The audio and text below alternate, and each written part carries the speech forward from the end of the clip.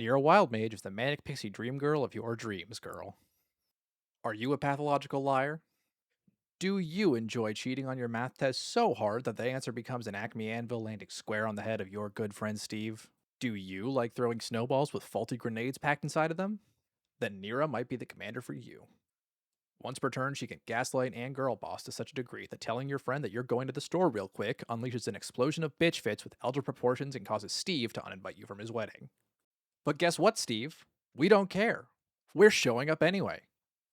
When the officiant asks if anyone has any objections to this union, you kick the door down and say, "Stop in your upkeep, I have something to say," before promptly stabbing yourself in the leg, and out from the wound comes a Boeing 737 filled with gold, while you laugh all the way to the bank.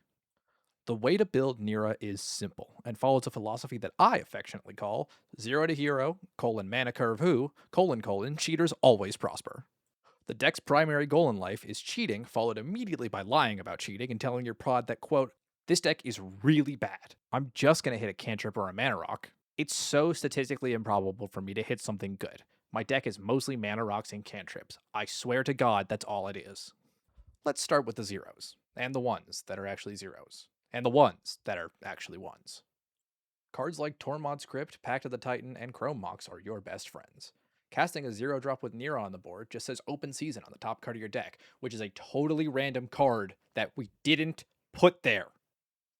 The ones that are actually zeros, cards like Cataxium Probe, Gutshot, and the back half of Lava Dart, are just like your 0-drops, except you have to pretend like there's a small drawback to the action you're taking. Make it really dramatic. Make it seem like paying 2 life for your copy of One with the Multiverse cast at instant speed on your opponent's upkeep is an extremely reasonable cost to pay. Use eye drops and onions to make your performance even more effective. And the actual 1-drops this time. This is the most important CMC in your deck. This is where the cheating lives. For the low price of 1 mana, you can cast such spells as Sensei's Divining Top, Ponder, Brainstorm, Opt, Consider, Spine Network, Mystical Tutor, and more to put an extremely normal and reasonable card on the top of your deck to draw at the start of your next turn, because that's when you access the top of your deck. And at no other— hey, did you just cast an instant?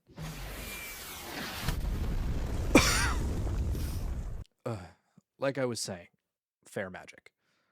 Almost every other card in your deck between 2 and 5 converted mana cost are mana rocks. The major drawback to our beautiful bubblegum princess is that she is expensive. Oh hey, it's my good friend Land, Soul Ring, Simian, Spirit Guide, Chrome Mox, Blue Card, Jessicaswell. That's neat. I'm probably not invited to the wedding. There are also a couple of very fun creatures you can throw in with some cool synergies, like River Song. Hey, you remember that cantrip I just put down there? What if I got it back? Vivi. Hey, yeah, I remember that cantrip. I just put it on the bottom of my deck, and then I drew it again, and then I didn't have to tap a land to cast it, and now it's back on the bottom of my deck. Huh. And Jory and Ruin Diver. Time for an exercise in math. If you cast one spell, the first spell of your turn, and put it on the bottom of your deck, which lets you cast another spell, how many spells is that? If you said enough to draw a card, that's not a number. It's 2. But it draws you a card, baby. Most of the rest of the deck is what I like to call the jackpot stack. You got your big stupid creatures, your big stupid artifact, and your big stupid enchantments.